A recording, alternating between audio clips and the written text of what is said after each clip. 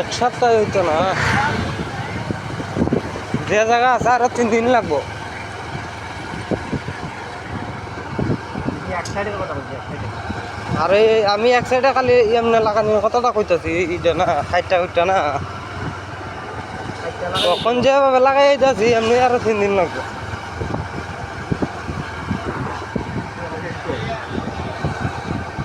মাঠে ওঠে, হুম মাথাটাই হবে। হুম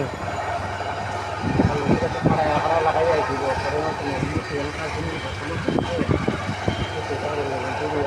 লাগা